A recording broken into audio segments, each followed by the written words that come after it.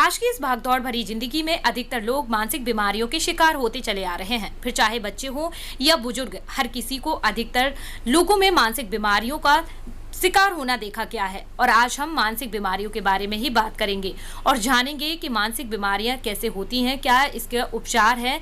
तो जानते हैं मानसिक रोग विशेषज्ञ डॉक्टर सैयद साकिब से। तो आइए जानते हैं मानसिक बीमारियों के बारे में। मैं doctor Syed Saqib, consultant psychiatrist व sexologist, pioneer mind care centre, Chhawani Bairamji town में मेरा अस्पताल है। यहाँ पे मैं पिछले 3 सालों से कार्यरत हूँ। मनोविकार के बारे में अपन बात की जाए तो देखिए, अपन बहुत कॉमनली सुनते हैं एंजाइटी, डिप्रेशन, ये चीज़ें हो गई चिंता वाली चीज़ें, चिंता करना, चीज़ों के बारे में बार बार सोचना।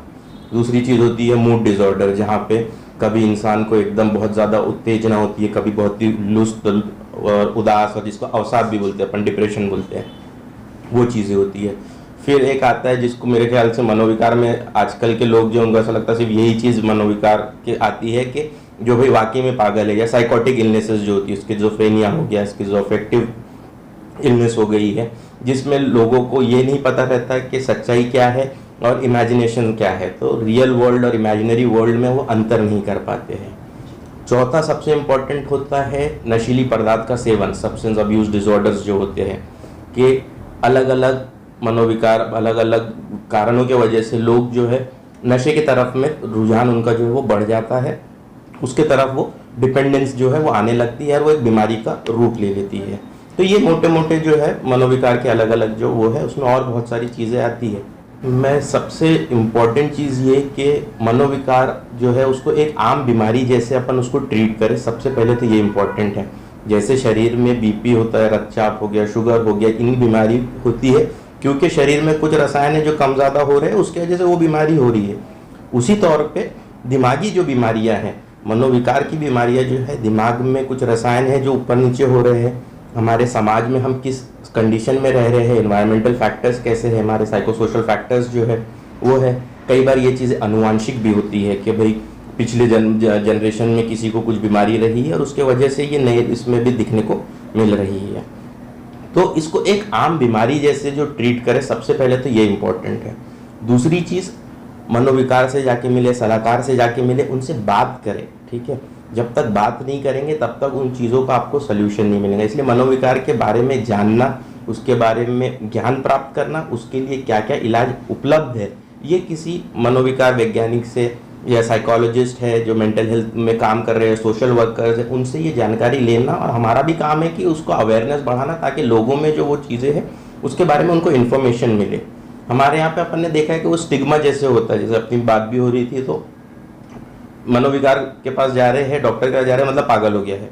तो ये चीज़ें एक बहुत ज़्यादा इम्पॉर्टेंट हो जाती है। ऐसा नहीं है कि मनोरोग विशेषज्ञ जो है या मानसिक रोग विशेषज्ञ जो है वो सिर्फ उन चीज़ों का इलाज करती है, वो इतने सारे मनोविकार में एक बीमारी है, ठीक है। उसके अलावा भी बहुत सारी चीज़ें होती है, जैसे अपन ने बात की चिंता की बीमारी, अवसाद हो गया, नशेली संबंध से चीज़ें हो गई है, तो ये चीज़ें भी इनमें आती है। 2 साल पहले बाहर जाना कोई ऐसा बहुत बड़ी चीज़ नहीं थी अपने लिए, है ना।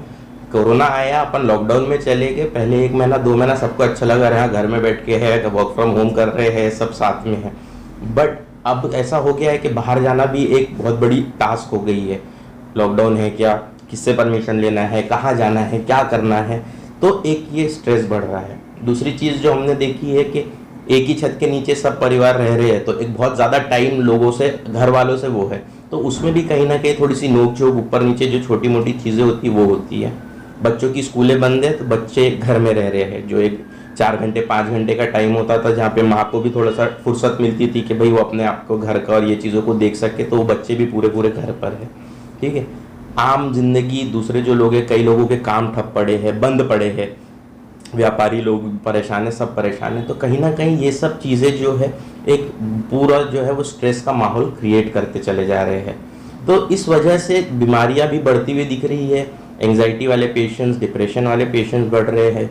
सुसाइड वैसे भी बहुत ज़्यादा चलन में था, इन वजह से और थोड़ा सा सुसाइड में भी जो है अपने को इंक्रीज नंबर ऑफ पेशेंट्स अब देखने को मिल रहे हैं कि सुसाइड अटेम्प्ट है या सुसाइड की कोशिश है या सुसाइड के आत्महत्या के विचार आ रहे हैं। तो ये सब चीज़ों में बढ़ोतरी देखने को मिल रही है। सबसे इम्पोर्टेंट, कोई भी डॉक्टर पेशेंट रिलेशनशिप कॉन्फिडेंशियल होती है, ये लॉ में भी कवर्ड है, हर चीज़ों में। तो जो एक डॉक्टर और पेशेंट के बीच में, चाहे मनोरोग विशेषज्ञ हो, चाहे कोई भी प्रकार का कंसल्टेंट हो, वो डॉक्टर पेशेंट का जो रिलेशनशिप है, वो जो आपस में बात कर रहे हैं, ये एक कॉन्फिडेंशियलिटी का पैक्ट होता है जो हम कोई भी डॉक्टर ब्रेक नहीं करता अनटिल एंड अनलेस अपने को ये लगता है कि पेशेंट जो है उसकी जान को खतरा है या वो किसी और के जान को खतरा बन सकता है, तब तक वो कॉन्फिडेंशियलिटी पैक्ट रहता है। तो उसमें शर्म वाली कोई बात नहीं है। दूसरी चीज़, बीमारी है उसका इलाज करना ज़रूरी है। ये कोई वो नहीं है कि कोई काला धब्बा है या कोई शर्मनाक चीज़ है कि हमको मनोविकार है या मानसिक रोग से हम ग्रसित है और उसका हम इलाज ले रहे हैं, या हम साइकाट्रिस्ट के पास जा रहे हैं, या हम लोगों को यूजुअली पागलों का डॉक्टर करके एड्रेस किया जाता है। तो ऐसा नहीं है। हम लोग भी डॉक्टर है, एमबीबीएस के बाद में पीजी पोस्ट ग्रेजुएशन होता है। हम उस चीज़ के विशेषज्ञ हैं। आप आए, मिले, बात करें, उससे डेफिनेटली सोल्यूशन निकलता है। अपने को ऐसा लगता है कि बीमारी जो है वो बढ़ चुकी है तो दवा गोली का वो नहीं, तो अपने को लगता है कि सिर्फ काउंसलिंग और थेरेपी से काम चल जाएगा।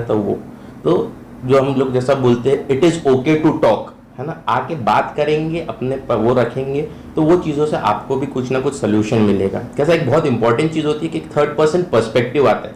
समझाता हर कोई, आपका दोस्त भी समझाएंगे, अरे कुछ नहीं होता ना, ज़िंदगी है, चल रहा है, बट वो अपने को समझ में आई है तो एक प्रोफेशनल वो चीज़ को करता है तो उसका इफेक्ट बहुत अलग होता है।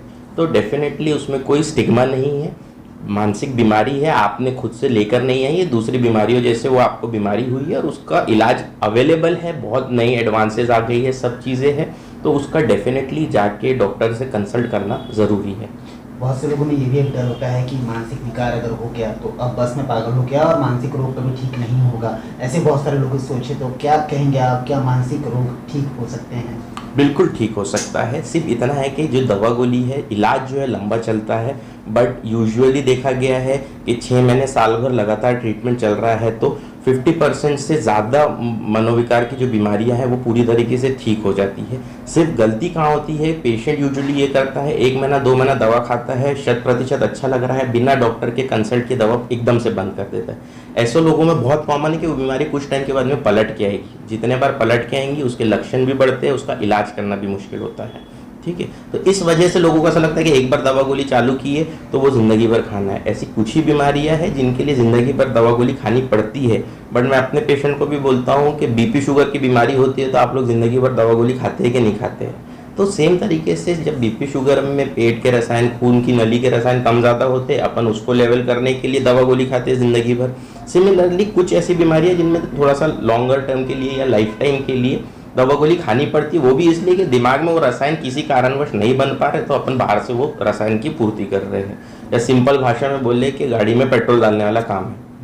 सर, अगर हम आपके बारे में बात करें तो डॉक्टरी करने का कैसे आपके मन में आया, और अब जब आप डॉक्टर बन चुके हैं तो साइकेट्रिस्ट से मनोविकार यही सब्जेक्ट कैसे, क्या मतलब रुचि थी उसके बारे में? डॉक्टर बनने का ख्याल तो ऐसा है कि मैं परिवार जो है पूरे डॉक्टरों से वो है, मेरे माता पिता डॉक्टर है, मेरे चाचा चाची डॉक्टर है, मैं उसी मेरी मासी लोग भी डॉक्टर है, तो एक तो वो परिवार का वो रहा हमेशा।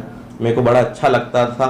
अभी थोड़ा सा सिचुएशन चेंज हो गई, बट वो टाइम पे मॉम डैड और चाचा चाची का तो जो रिस्पेक्ट था वो एक अलग लेवल पे था डॉक्टरों का। अभी भी है, कुछ लोगों में थोड़े बहुत चेंजेस आए ज़रूर है। तो एक वो कि भाई सेवा करना है, ये करना है। दूसरा ये मेजर कारण था डॉक्टर बनने का, साइकाइट्री में आना। और ये एक तो लोग उसमें जाना नहीं चाहते हैं क्योंकि जैसे अपने को पता है कि एक स्टिग्मा वाली चीज़ होती है।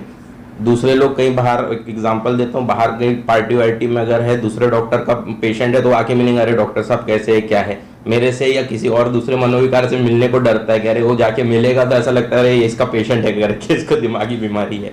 लेकिन मेरे को हमेशा से था कि लोगों की परेशानी समझना, जो वो बोल नहीं पा रहे हैं, जिस वजह से बाहर नहीं निकल पा रहे हैं, जो अंधविश्वास वाला एक बहुत बड़ा फैक्टर रहता है मनोविकार की बीमारियों में कि बाबा लोग के पास जा रहे हैं, झोला छाप इनके पास जा रहे हैं, झाड़ फूक करा रहे हैं, ये चटके लगा रहे हैं, ये कर रहे हैं, बांध बूंद के रख रहे हैं।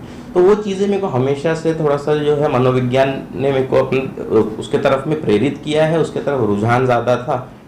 और एक सुनने की क्षमता होती है सामने वाले की, जो है उसकी क्या फीलिंग्स है, इमोशंस है, वो अगर अपन समझ पाए तो उसको अपन डेफिनेटली अच्छा सोल्यूशन दे सकते हैं। तो ये एक मेजर रीज़न था उस तरफ जाने का, और मेरे को उस तरह का गाइडेंस मिलते चले गया, तो उसके लिए मैं काफ़ी शुक्रगुजार हूँ। अब जब आपके पास एक मानसिक रोगी आता है और कुछ समय के बाद ट्रीटमेंट के बाद वो ठीक होके जब घर जाता है, किस तरह की खुशी आपको महसूस होती है? ठीक होके जाने का भी मेरा ये है कि अगर जा रहा है तो समाज में वापस वो काम कर सके, अपनी ज़िंदगी चला सके। अगर मेरे को वो रिजल्ट मिल रहा है तो वो एक मेरे लिए बहुत बड़ा संतुष्टि है। मेरे खुद हॉस्पिटल में ऐसे एक दो जन हैं जिनको मेरे पेशेंट थे, ट्रीटमेंट पे मेंटेन है और अब मेरे यहाँ पे कार्यरत है, काम करते हैं, दूसरे पेशेंटों को भी देखते हैं। तो वो एक जो संतुष्टि मिलती है, एक वो घर जाके जो सुकून वाली नींद मिलती है, उसका कोई वो नहीं है, कंपैरिजन नहीं। जी हाँ, अगर हम पायोनियर हॉस्पिटल की अगर बात करें तो यहाँ पे मानसिक रोगों के लिए कौन कौन सी फैसिलिटीज़ अवेलेबल है, क्या क्या? ओपीडी बेसिस पे तो पूरे प्रकार के पेशेंट हम अभी देखते हैं, ठीक है।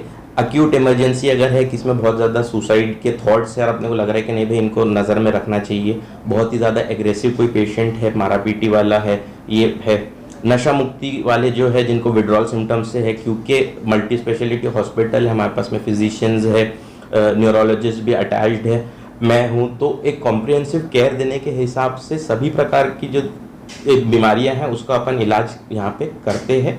छोटे स्तर पे जो शॉर्ट टर्म एडमिशन्स होते हैं वो यहाँ पे अपन करते हैं। लॉन्ग टर्म के लिए फिर दूसरी फैसिलिटीज़ अवेलेबल है जहाँ पे भाई लंबा समय अपने को रखना है, रिहैब का काम करना है। बट डेफिनेटली आने वाले फ्यूचर में अपना प्लानिंग है कि एक नागपुर में भी वैसा सेंटर अपन लाए कि जहाँ पे मानसिक रोगों का रिहैबिलिटेशन कर सके और उनको वापस अपन समाज में भेज सके, एक नॉर्मल ज़िंदगी उन लोग जी सके। मनोविकार से जूझने वाला कोई व्यक्ति अगर आपसे संपर्क करना चाहे तो किस तरह संपर्क कर सकता है, क्या कहेंगे? इंटरनेट का ज़माना है, गूगल पे आप सर्च कर लीजिए, बथेरो साइकाट्रिस्ट मिल जाएगी, उसमें कहीं मेरा भी नाम रहेगा।